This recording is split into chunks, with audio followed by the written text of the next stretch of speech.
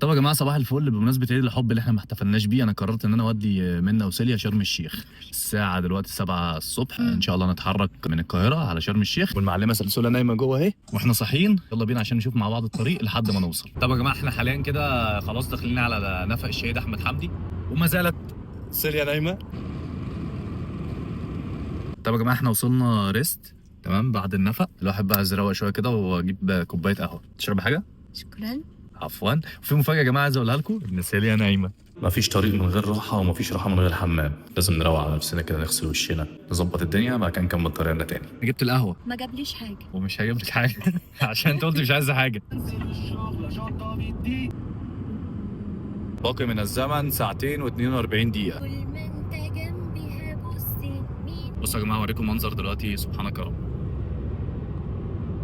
بص الجبال عاملة ازاي، سبحان الله.